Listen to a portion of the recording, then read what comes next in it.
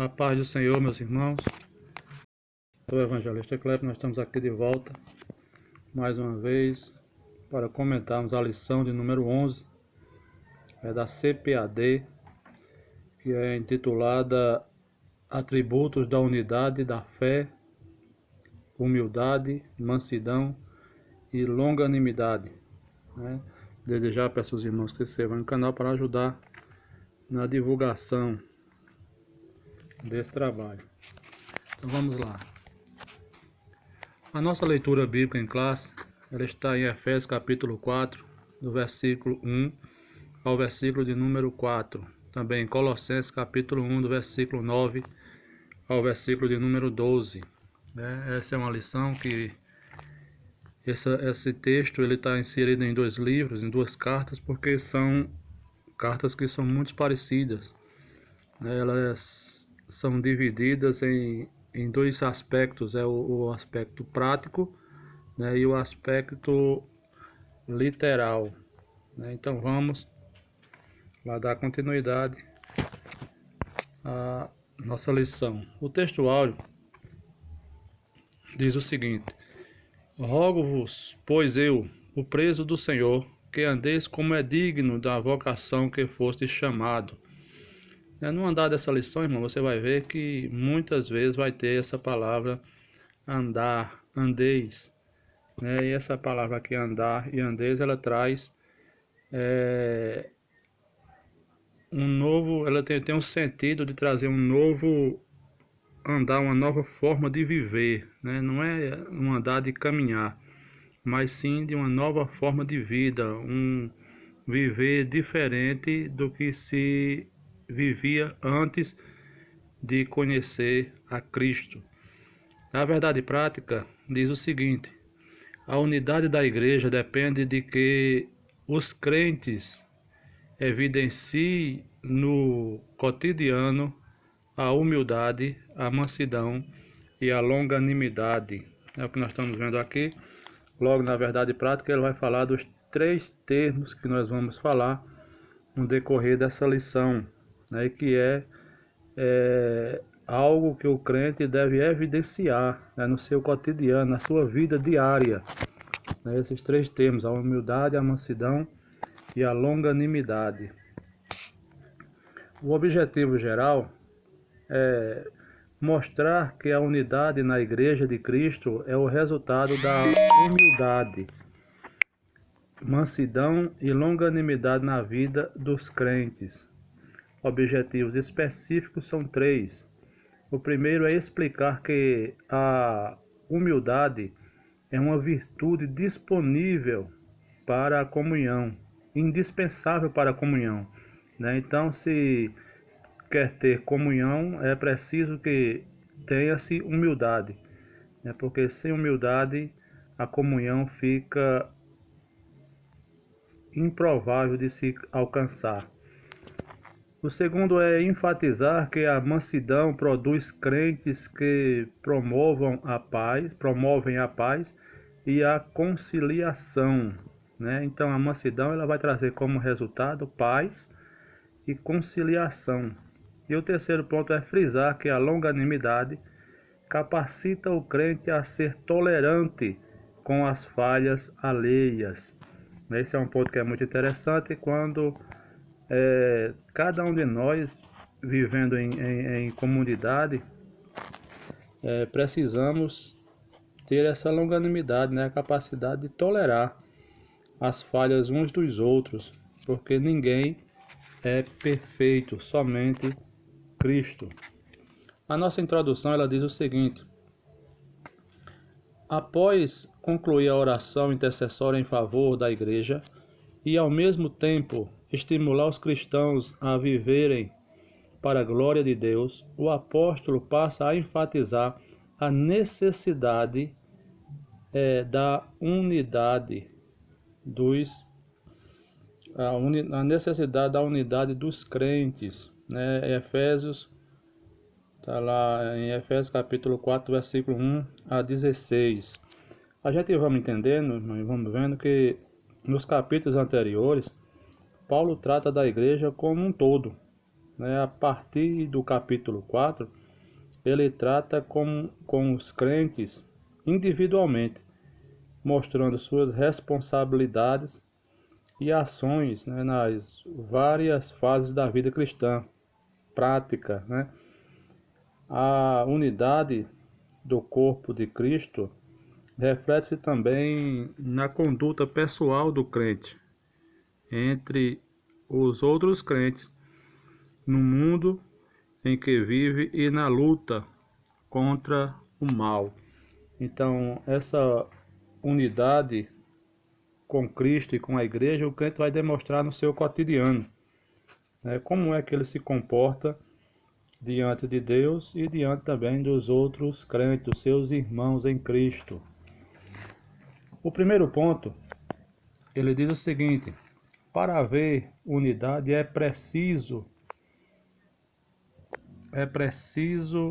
para haver unidade é preciso humildade. Então os irmãos, olha, aqui tem um erro aqui de escrita, né? Mas a palavra aqui é humildade, né? Agora, o que é humildade? A humildade é uma virtude imprescindível para o fortalecimento da comunhão cristã. Espera-se aí crentes sejam humildes, não somente diante de Deus, mas também entre os irmãos, né? Então, essa humildade, ela é uma virtude que é fundamental para o fortalecimento da comunhão, né? Sem a humildade não há comunhão entre os irmãos. Mas havendo humildade, prioritariamente, a comunhão ela vem como resultado dessa humildade. 1.1 O modo digno do viver cristão. A conduta geral do crente é o destaque dessa seção da carta. O apelo apostólico é para que os crentes andem de modo digno da vocação, ou seja, a nossa conduta diária deve corresponder à chamada recebida para ser um membro do corpo de Cristo, né? Então, Paulo está falando aqui, o que a gente vamos entender é que a metáfora que encontramos na palavra andar expressa o significado da conduta do cristão no mundo em que vivemos. No versículo de número 17, começa com uma forma negativa do ato de andar. Como ele vai dizendo aqui, não andeis, né? Comparando com o verso 1 do capítulo 4, em que Paulo exorta que andeis como é digno da vocação que foste chamado. O apóstolo Paulo está falando de um novo andar. E como é ou em que consiste esse novo andar? Primeiro, é um andar no Senhor. No versículo 17 do capítulo 4 nós vemos isso. Paulo repete e reforça a exortação inicial do versículo 1. E é um apelo pessoal do apóstolo, porém faz baseado na ordem e reconhecimento do senhorio de Jesus. Testifico no Senhor. Assim ele fala, né? Essa expressão aqui, que essa expressão não é apenas a vontade do apóstolo, mas é a vontade do Senhor Jesus que está expresso aqui para nós. Quando ele diz eu testifico no Senhor, ele está afirmando que o Espírito Santo está induzindo o coração do apóstolo a falar acerca disso. Andar de modo digno, né? Andar de modo digno da vocação que o Senhor chamou. Isso pressupõe que o andar do cristão está diretamente relacionado com o nível de unidade que ele tem com Deus e com os irmãos. Agora perceba o texto no verso 17, que diz: para que não andeis como os gentios. O significado para não andar nesta parte do texto não indica uma atitude de inércia ou paralisação, mas o de não andar como os gentios, e sim andar como é digno da vocação com que foste chamado. Pois, como já vimos nas aulas passadas, a igreja é constituída de judeus e gentios, formando um novo povo, que não é nem judeu e nem gentil, mas a igreja de Cristo. E nesse ponto aqui, irmão, nós estamos falando de relacionamento. Estamos falando de relacionamento. É imprescindível que o crente agora ele venha andar com uma nova atitude, um novo modo no seu ser, um novo modo de ver as coisas. Tem que haver, para que haja essa unidade no corpo de Cristo. A fim de desenvolver essa unidade, o apóstolo Paulo apresenta 3 virtudes essenciais, Ele vai falar aqui da humildade, a mansidão e a longanimidade. Isso é o que nós veremos a partir desse 1.2. Primeiro, a humildade. A humildade,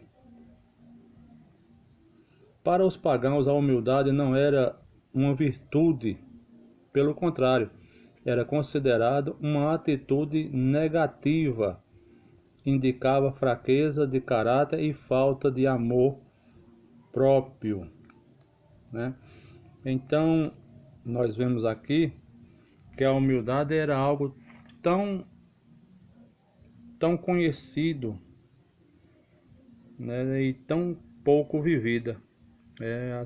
Essa humildade é a qualidade que repudia o orgulho e o individualismo.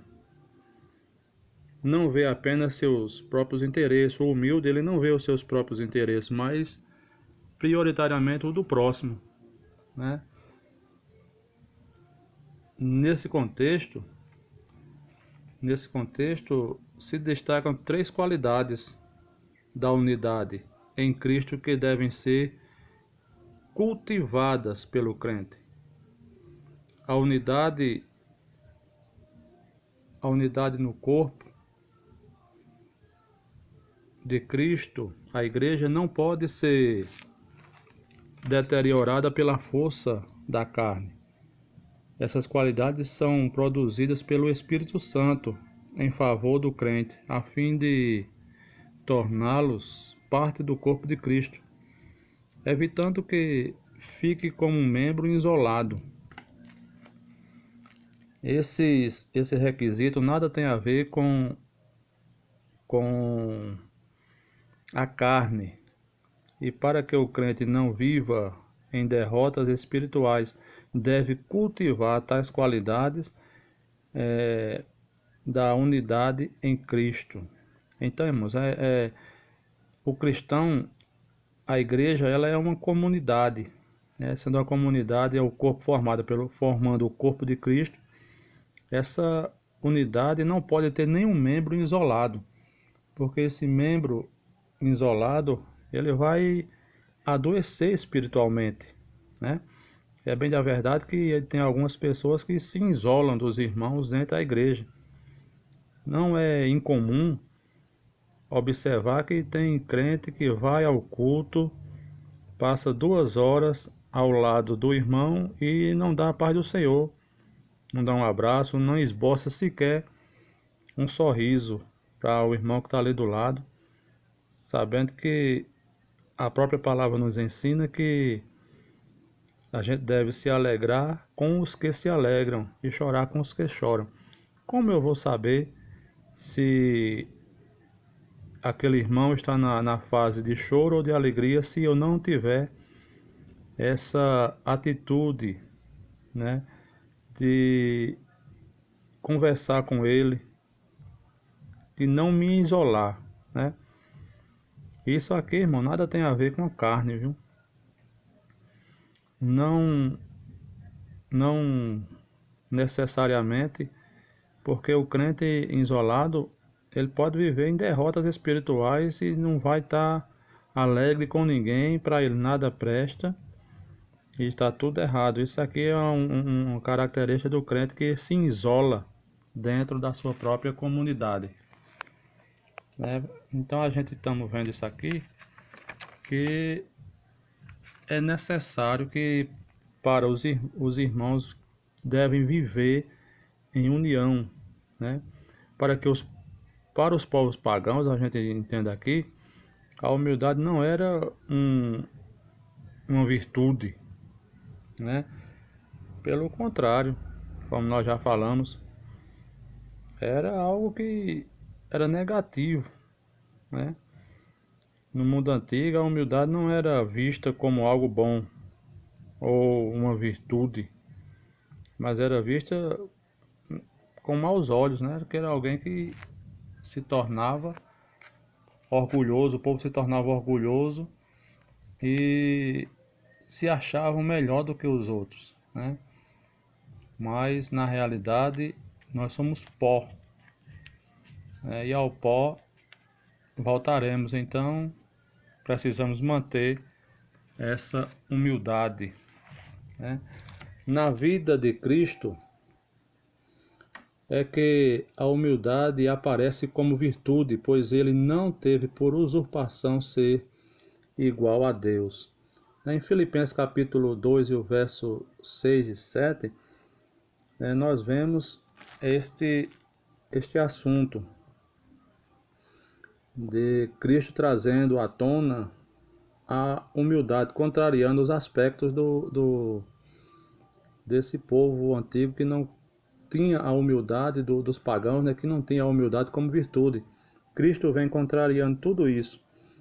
Isso vai ser totalmente mudado com a vinda e os ensinamentos de Jesus, que a palavra relata em Filipenses capítulo 2, e o verso 6 e 7, que ele não teve por usurpação ser igual a Deus, né? Jesus mesmo, sendo Deus, não usava esse atributo para se exaltar, ao contrário de alguns que basta adquirir um bem ou uma posição, já se acha maior do que os irmãos e trata o outro com indiferença, né? Então, na realidade, são pessoas que não estão preparadas para galgar algo material ou espiritual, né? Porque antes da gente pedir para Deus nos dar uma bênção, é preciso que a gente pedir que Deus nos prepare para receber aquilo que Ele tem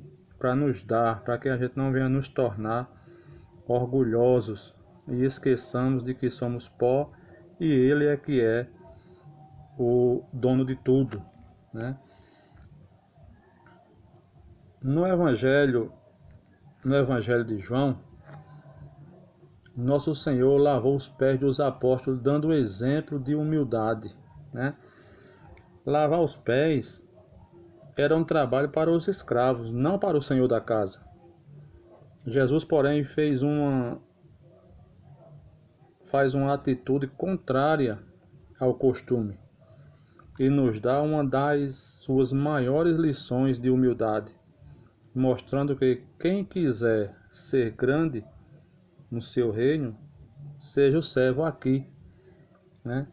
Então, Jesus vai contrariar tudo que o homem espera ou pensa acerca de ser grande no reino de Deus. Jesus mesmo veio aqui, ele dá a lição e diz: eu vim aqui foi para servir, né? Se a gente quiser ser o maior lá, você ter galgar as bênçãos do Senhor lá, é preciso que aqui a gente seja servo, né? O que pouca gente quer ser. Muita gente quer ser pastor, quer ser evangelista, quer ser galgar a patente e os cargos, mas ser servo é o que importa, irmão. É nós sermos servos do Senhor. É isso aí, é o que vale a pena. Nós vamos ser contados como servo, ou servo bom ou servo mau, mas sempre seremos servos, independente do cargo que exerça, né? Mas não de uma humildade movida pela falsa aparência, e sim de uma ação que reconhece a importância e o valor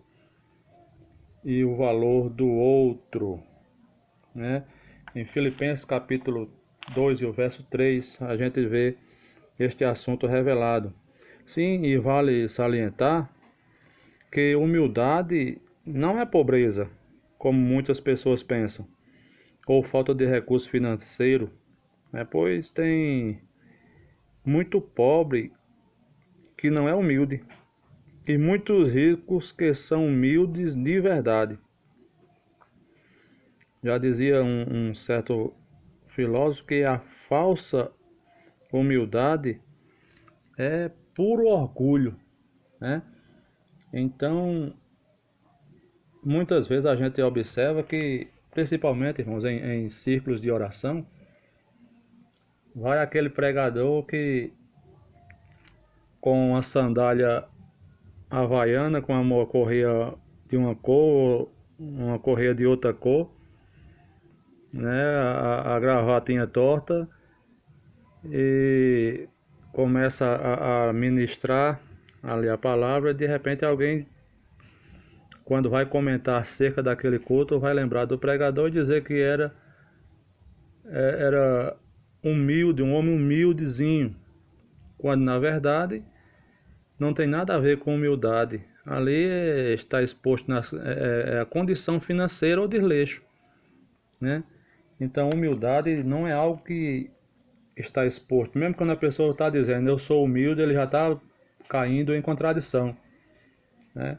Tem gente que é um gatinho, mas ele se acha um leão, né? Tudo é questão de ponto de vista. Então vamos dar continuidade aqui. 1.3 A verdadeira humildade. O que fica claro em Jesus e nos ensinos de Paulo é que a pessoa humilde expressa a modéstia em oposição ao orgulho e à arrogância, né? O verdadeiro humilde reconhece a virtude de seu irmão. Ele não vai deixar entrar na sua mente que ele é o melhor professor ou o melhor pregador.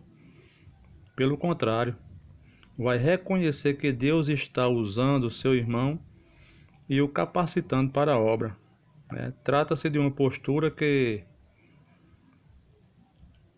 favorece o bem da coletividade no lugar do egoísmo, né? É preciso ver o que é melhor para a igreja por completo, né? Entretanto, é importante ressaltar que esta e as demais virtudes são produzidas pelo Espírito Santo que habita no crente. Vale ressaltar que essa humildade é produzida pelo Espírito Santo que habita em nós. Sem esta ação do Espírito no crente, a velha natureza vai prevalecer e revelar o orgulho que vive dentro do velho homem, né? Então, não é produzida essa verdadeira humildade, ela não é produzida por méritos humanos, né? Mas ela é produzida pelo Espírito Santo que habita no crente. Não há quem possa desenvolver tal conduta sem que o Espírito Santo transforme, né? Nós vemos aqui, como já falamos essa humildade é fruto do Espírito, do agir de Deus no homem interior. A verdadeira humildade não é produzida pelo homem ou por seus próprios esforços, mas é o resultado de uma ação contínua do Espírito Santo no espírito e na alma do crente. E ainda vimos que sem o Espírito Santo não há nem salvação, quanto mais humildade. Então o que devemos fazer é viver pelo Espírito Santo de Deus, né? Então o segundo ponto, tópico 2, ele vai falar o seguinte: para haver unidade é preciso mansidão, né? A virtude da mansidão produz crentes capacitados a bem gerir os conflitos, promovendo paz e conciliação na igreja local. 2.1 Mansidão, um fruto do Espírito. A palavra mansidão transmite o conceito de ternura, gentileza, cortesia e paciência, né? A mansidão faz parte do fruto do Espírito. É a atitude pacífica nos momentos de exasperação. Ela surge quando aceitamos a vontade de Deus para conosco. A mansidão não discute, não resiste, nem teima contra a vontade divina. Ela é demonstrada quando aceitamos os males que nos fazem, pois confiamos que Deus cuidará, que Deus está à frente, né? Então, essa mansidão aqui, ela vai transmitir essa ternura, né? Ao contrário do que muitos dizem ser manso, mas na verdade ele é manso na igreja, né? Quando chega em casa, na igreja, vamos dizer assim, é uma ovelha, mas em casa ela é um leão. Até a esposa tem medo de se expressar, os filhos têm medo de se expressar, ou vice-versa. Então, essa mansidão aqui é um fruto do Espírito, né? Essa qualidade é listada nas Escrituras como um dos aspectos do fruto do Espírito. Gálatas 5:22. A mansidão é um estado que deriva da humildade, né? Então, cada um de nós, podemos fazer um estudo mais detalhado sobre a mansidão. Porém, fica claro aqui que Paulo cita isso em muitos lugares, mas apoiado sempre na verdade expressa em Gálatas 5:22, que demonstra que a mansidão é um aspecto do fruto do Espírito no crente. E essa mansidão está ligada à humildade. Quem é humilde geralmente é manso, né?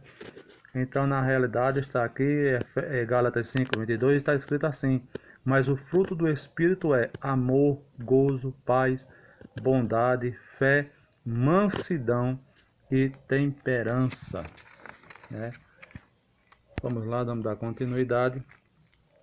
O termo indica moderação nas ações, bom trato para com os semelhantes e ausência de precipitação. Esses pontos fala como se comporta um crente que tem esse dom nele. Ele não age precipitadamente, nem no seu agir, nem no seu falar.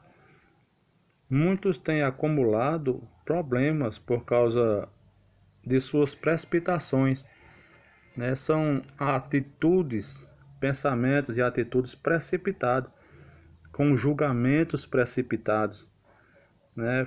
São crentes que não têm o controle, né? Como fala Tiago, que devemos controlar a nossa própria língua. E o que eu acho interessante é um versículo que eu trago para a minha própria vida, é Provérbios 13:3, que diz que o homem que muito fala arruma para si problemas, né? Então é preciso a gente ter cuidado, pensar, moderação antes de tomar qualquer uma das atitudes, né? Não vá dar um salto no vazio, no escuro, sem saber o que está fazendo, né? A expressão retrata o caráter do Cristo, o caráter de Cristo, conforme o Senhor mesmo falou. Jesus deixou um exemplo para que nós o seguíssemos em todos os aspectos. Aqui vemos mais uma vez que a mansidão está intimamente ligada com a humildade, segundo a palavra de Jesus. Em Mateus 11:29, o próprio Senhor falou: Aprendei de mim, que sou manso e humilde de coração. Então a mansidão está intimamente ligada com a humildade, né? Então vamos seguir 2.2. Grandes exemplos de mansidão: Moisés e Jesus Cristo. Moisés foi reconhecido como o homem mais manso que havia sobre a face da terra. Números capítulo 12 e o versículo de número 3.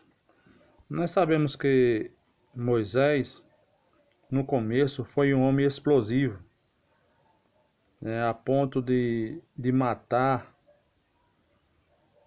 e muitas vezes mostrou comportamento de quem não era manso. Mas após o seu encontro com Deus, ele foi mudado por completo. Não há quem tenha encontrado o Senhor realmente que fique da mesma forma, irmão. Não existe quem tenha tido um verdadeiro encontro com Deus e permaneça como era antigamente, antes desse encontro. Porque encontrou com Deus, ele muda, ele transforma. Ele vai mudar o caráter, vai mudar o pensamento, ele vai mudar a sua vida, não será mais a mesma. Quem tem um verdadeiro encontro com Deus, ele muda por completo. E essa mudança não é exterior. Toda mudança, ela começa no interior, é de dentro para fora, né? Você pode ver alguém de paletó e gravata, bem vestido, andando com Bíblia. Isso aí é o exterior. Deus é quem conhece se ele mudou de fato quando sonda o seu coração, o seu íntimo. Essa reputação, se essa reputação se deu em virtude de o legislador, entre outros aspectos, não revidar nem guardar rancor quando foi atacado pessoalmente. Em Números 12, 1 e 2, vemos aqui Moisés sendo atacado por seus irmãos, né, e não revida a altura, mas vai orar, nos dando uma lição de vida em meio às adversidades postas pelas circunstâncias da vida ou provocada por alguém próximo. Vá orar, vá falar com Deus, ele age a nosso favor. Então Moisés aqui está dando uma lição de vida para nós, que em meio a tantas lutas, tantas dificuldades, que são dificuldades essas que possam ser provocadas até por algum irmão por alguma contenda, por alguma calúnia, não toma a iniciativa de tentar se defender. Deixe que Deus é quem vai pelejar por nós. Nessa mesma perspectiva, Jesus Cristo manteve o autocontrole enquanto era injustamente caluniado. Em Mateus 12, versículo 14 a 21. Jesus também mostrou essa mansidão. E mostrou essa mansidão, irmão, na prática. Quando os fariseus tentavam matá-lo, ele simplesmente ignorava os fariseus. Ele simplesmente ignora os fariseus e vai curar os enfermos. Ele vai fazer a obra do Pai, ele vai trabalhar. Ele vai trabalhar e dar aqui para nós, ele deixa uma grande lição. Para que nós não fiquem dando ouvidos às provocações que vêm, às afrontas que vêm durante toda a nossa caminhada. Trabalhe na obra de Deus, que Deus age em seu favor. Faça como Neemias, que aqueles homens foram chamar ele para tentar atrapalhar a obra que ele estava fazendo de reconstrução dos muros. Ao invés de Neemias descer do muro, Neemias olhou e disse: eu não tenho tempo, pois eu estou fazendo uma grande obra. E olha que ali era a acusação e para desmotivar e fazer com que Jeremias parasse. Então Jesus deixa, e durante seu julgamento não pronunciou qualquer palavra contra seus acusadores. Jesus deixa Pilatos impressionado com sua atitude. Mediante seus acusadores, ficando em silêncio.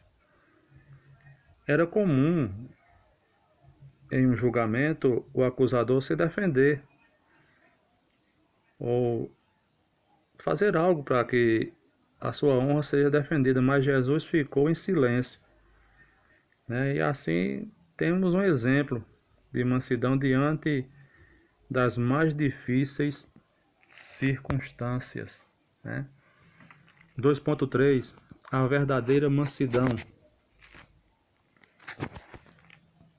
Pessoas com essa virtude são disciplinadas e capacitadas a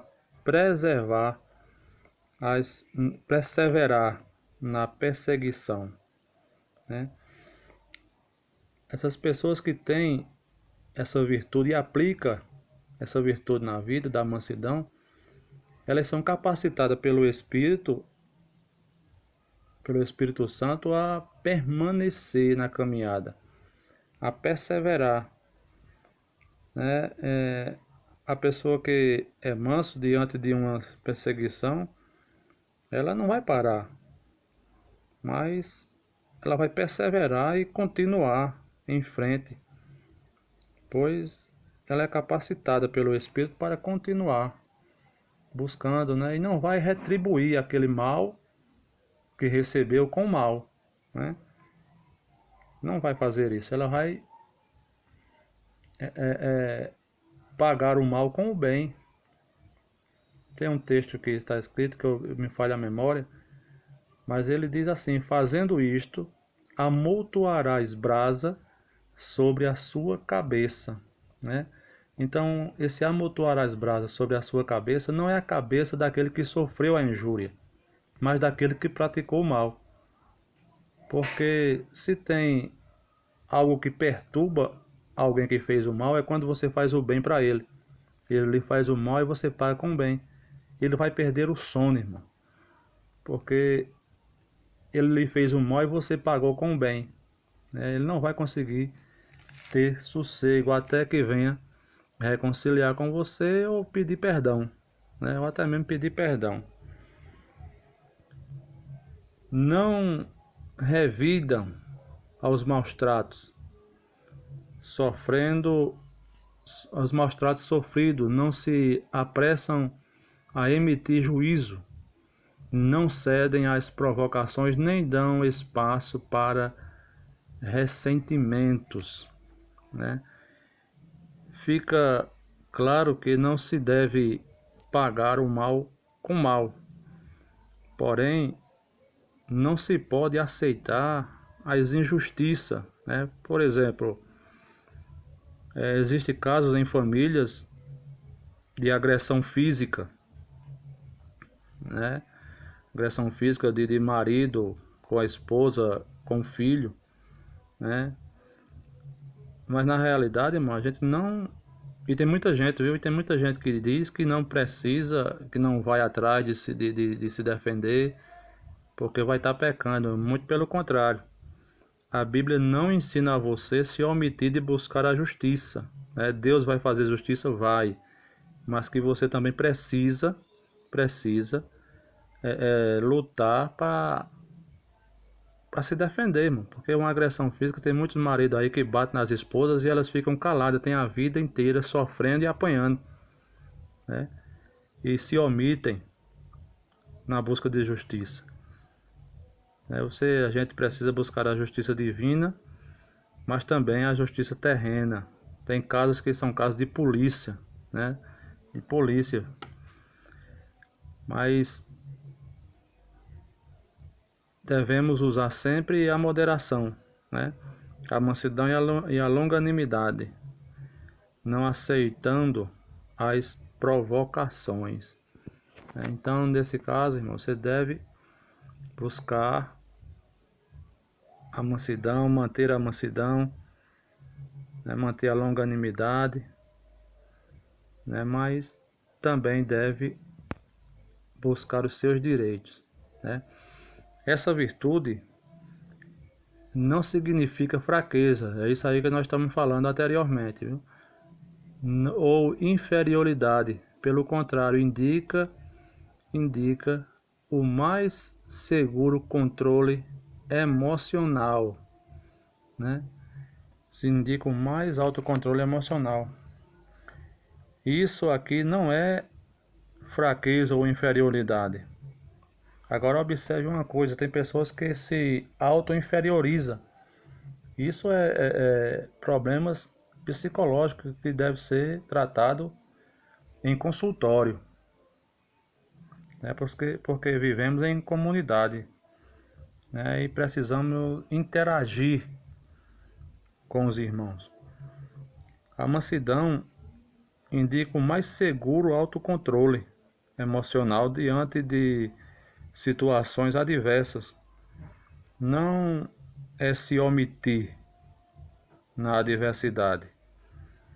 Houve momentos em que Jesus teve de ser enérgico, como por exemplo no caso dos cambistas lá do templo, né? Jesus, ele não deixou de ser manso ali, quando virou a banca dos cambistas, mas ele teve que agir e continuou sendo manso, né? Assim, mansidão trata da submissão do homem para com Deus e a sua palavra, né? Quando recebemos a palavra, deve ser com mansidão, seja ela qual for o que queremos ouvir ou não. Basta aceitar com mansidão, pois Deus sabe o que é melhor para nós, né? Isso está lá em Tiago, capítulo 1, e o versículo 22, que diz: pelo que, rejeitando toda a imundície e acúmulo de malícia, recebei com mansidão a palavra em vós enxertada, a qual pode salvar a vossa alma, né? A presença do Espírito Santo proporcionando suavidade e domínio próprio, né? E domínio próprio. Esse Cristo está em vós, o corpo na verdade está morto por causa do pecado, mas o Espírito vive por causa da justiça, né? Isso está inserido aqui em Romanos, capítulo de número 8 e o versículo 10.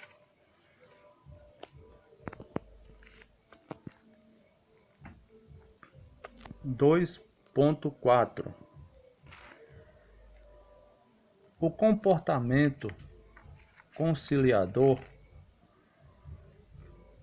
O comportamento conciliador é a demonstração prática da conduta de quem possui mansidão por meio de uma postura equilibrada diante de circunstâncias adversas. 1 Pedro, capítulo 2 e o versículo 23. Pedro está falando de Jesus, que sofreu injúrias e calúnia, mas ficava calado. Tem crente que não suporta uma afronta e revida de imediato, aumentando assim o problema. É Deus, irmão, que toma as atitudes por nós, né? Cristo sabia disso, Jesus sabia disso, e tinha poder para fazer com que todos fossem destruídos, mas não, ele ficou ali calado, né?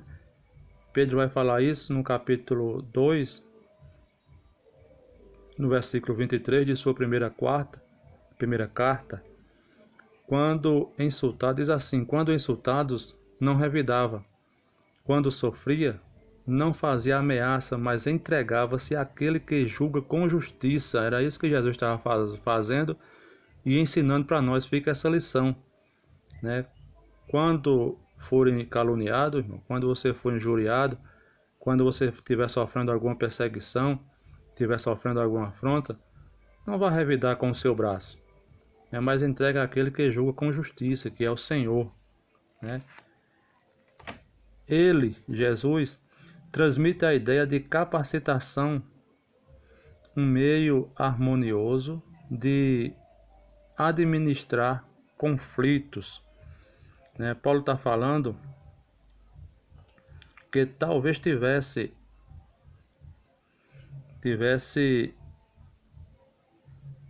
coisa que ele não precisava pedir perdão, mas pedia. Muitos não conhecem o alívio de um perdão, de um pedido de perdão. Um pedido de perdão, irmão, ele gera em nós uma sensação de alívio que não tem igual. Muitos não querem e se recusam a pedir perdão. Aí se tornam escravos da acusação do inimigo, né? Em 2 Coríntios capítulo 2 e o verso 10 está escrito assim: se vocês perdoam a alguém, eu também perdoo. E aquilo que perdoei, se é que havia alguma coisa para perdoar, perdoei na presença de Cristo, por amor de vocês. Então Paulo está falando aqui que perdoa, que liberem esse perdão, né? Que devemos perdoar uns aos outros. Tanto que o próprio Cristo, na oração, né, na oração do Pai Nosso, está escrito para que Ele nos perdoe, assim como nós temos perdoado a quem nos tem ofendido. Então o perdão, irmão, ele reflete na nossa salvação, né? Então não é algo que deve ser negado, mas que deve ser exercido, né? Se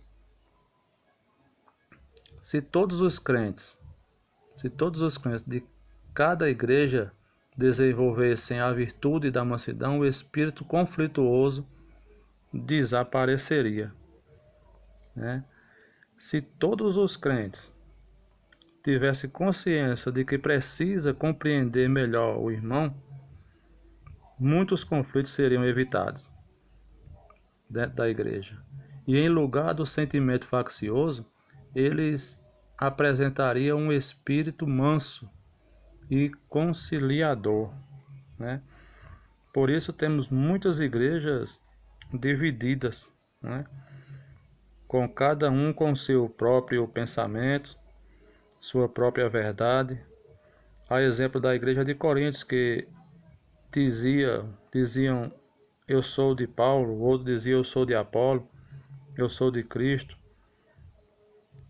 Então ficava assim como você está vendo aí no slide, era uma igreja dividida, não tinha unidade na igreja, era uma igreja que apesar de ter todos os dons, existia grandes conflitos dentro daquela igreja, né? Mas não é assim que deve ser a igreja do Senhor, ela deve ser unida, está unida, né? Terceiro ponto, para haver unidade é preciso longanimidade para o exercício do perdão. 3.1 Longanimidade, um fruto do Espírito.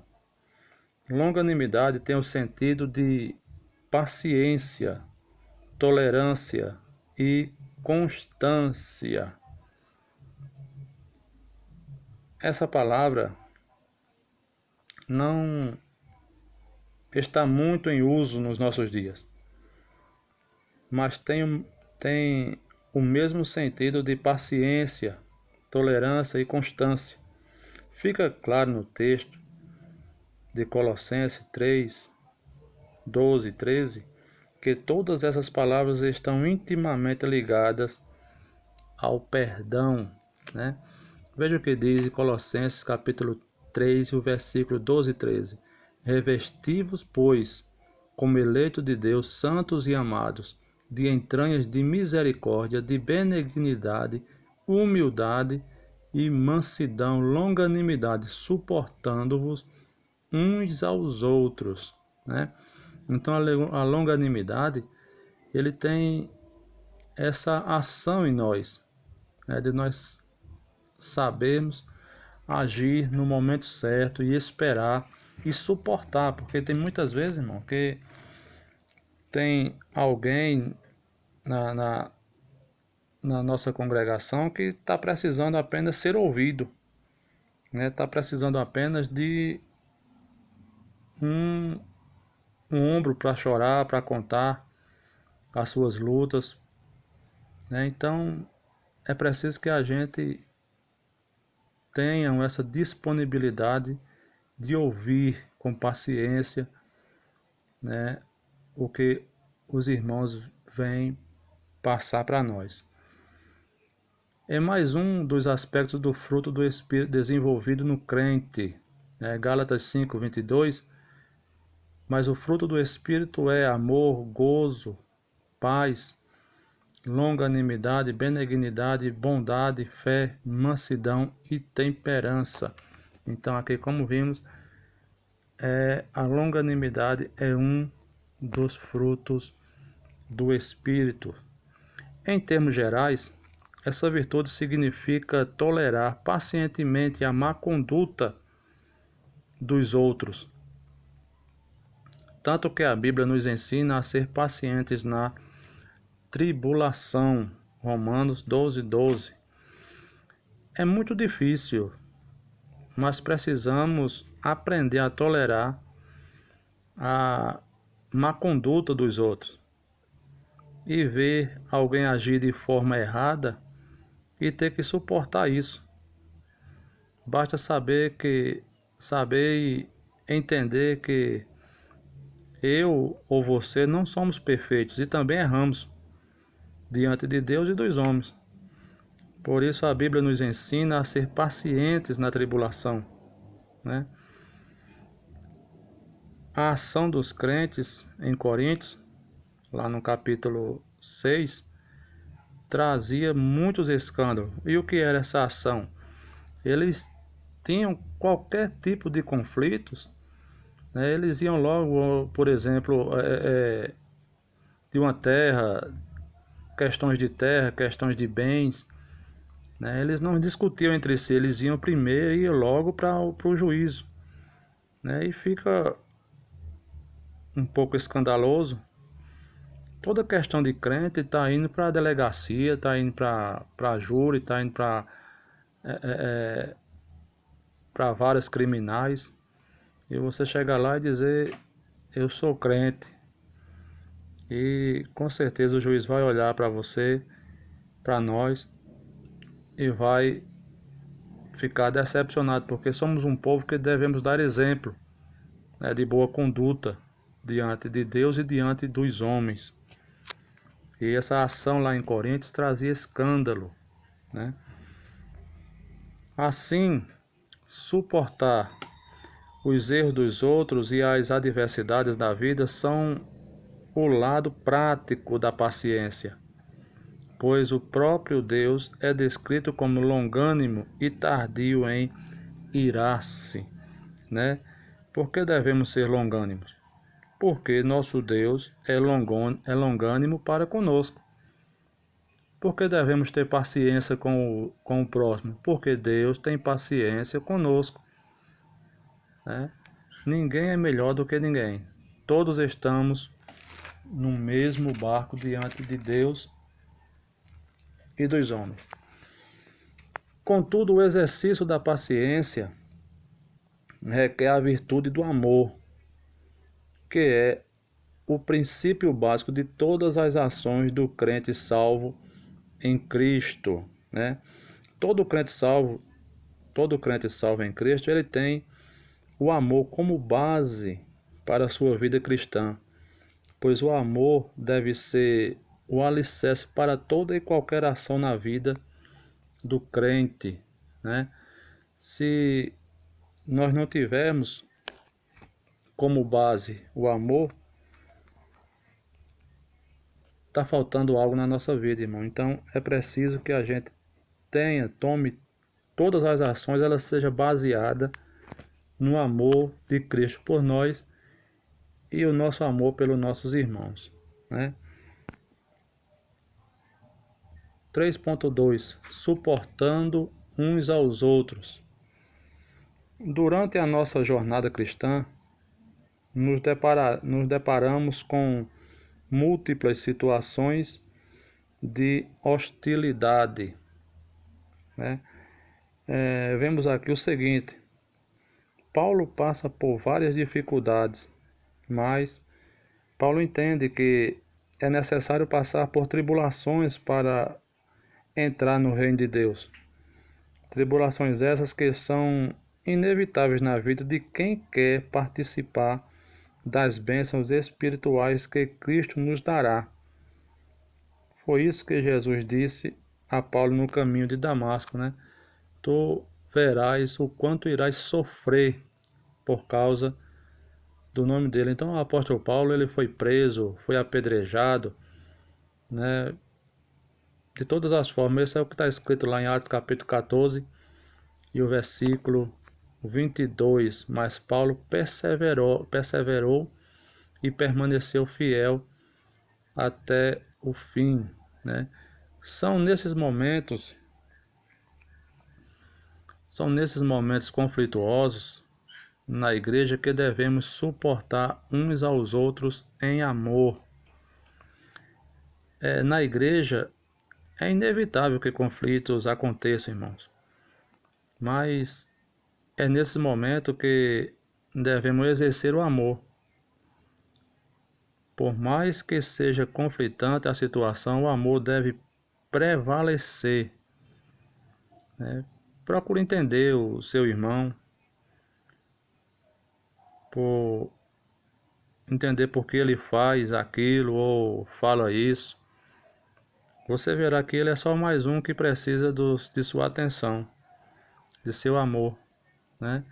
Irmãos que têm conflitos entre si, você deve agir como um pacificador, né? Como alguém que promove a paz, promove o amor dentro da congregação. É ao contrário de muitos irmãos que usam até mesmo de redes sociais para divulgar e para semear ódio e contenda dentro da igreja, né?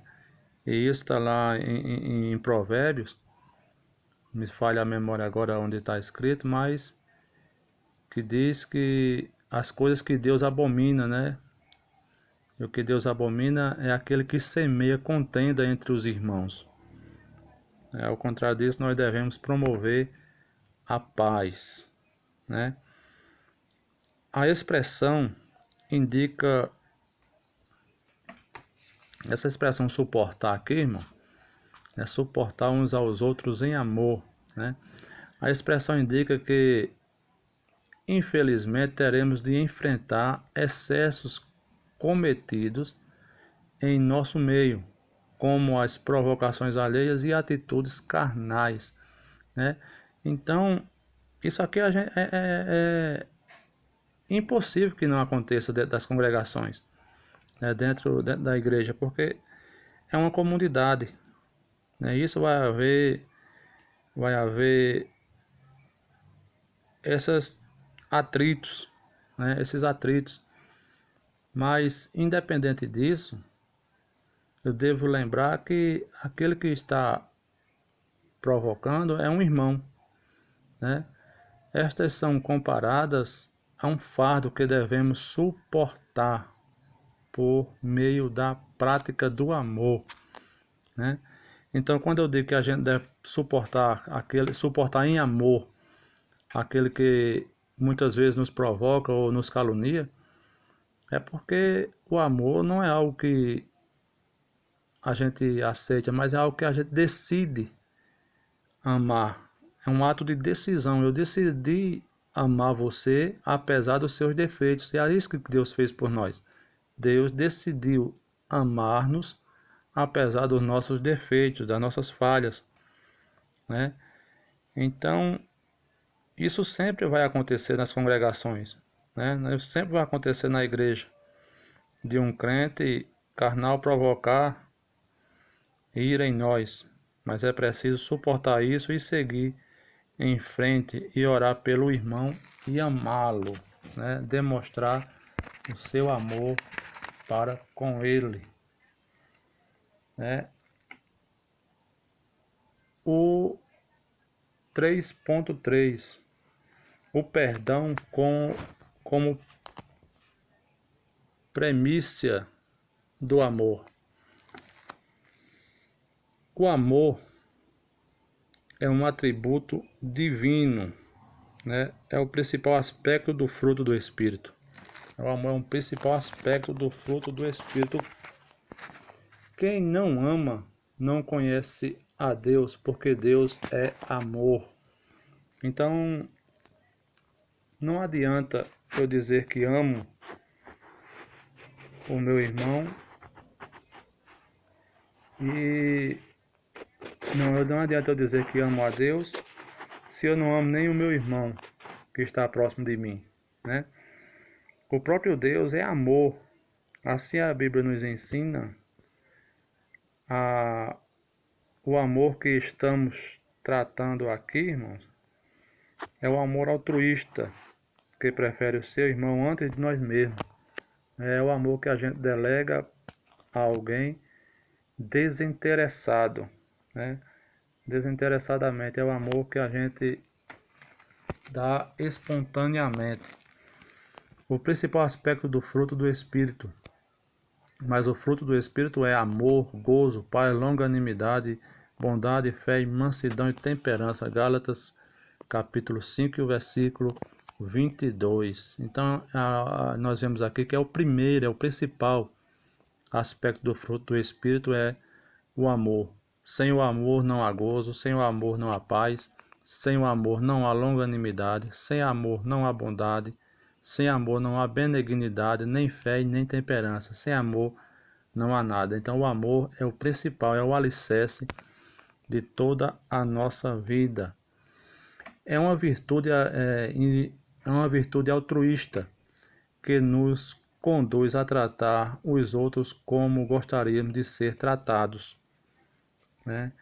Jesus nos ensina que se quer ser bom, ser bem tratado, entendido, amado, devemos proceder da mesma forma com os outros, né? Mateus 7,12, ele nos ensina isso, dizendo assim: em tudo, façam aos outros o que vocês querem que eles façam, pois esta é a lei e os profetas. Jesus estava ensinando: quer amor? Então doe amor. Quer bondade? Doe bondade. Quer ser compreendido? Então compreenda.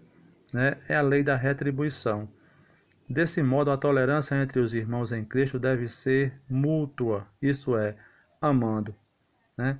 1 Pedro capítulo 1 e o versículo 22, ardentemente uns aos outros com um coração puro, perdoando e sendo perdoado. Quando,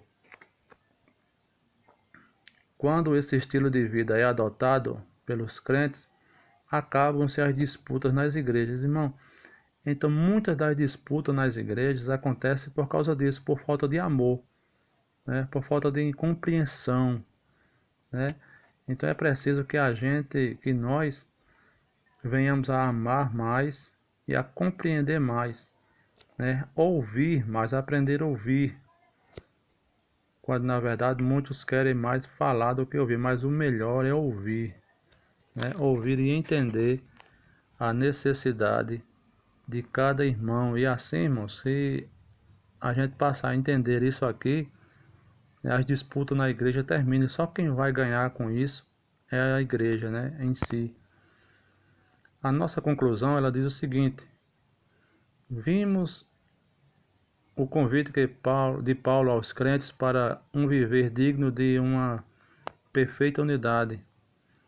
Para garanti-la, mostramos que algumas virtudes são essenciais: a humildade, que fortalece a unidade, a mansidão, que gera os conflitos, gerem os conflitos, e a longanimidade, que suporta os erros alheios.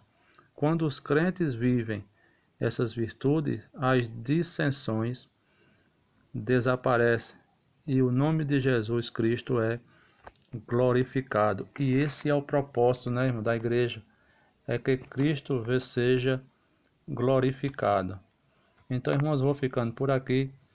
Que Deus em Cristo vos abençoe, nos ajude, compartilhe, divulgue esse trabalho, né? E peço a compreensão dos irmãos, pois estamos ainda aprendendo a usar esta ferramenta, em nome de Jesus.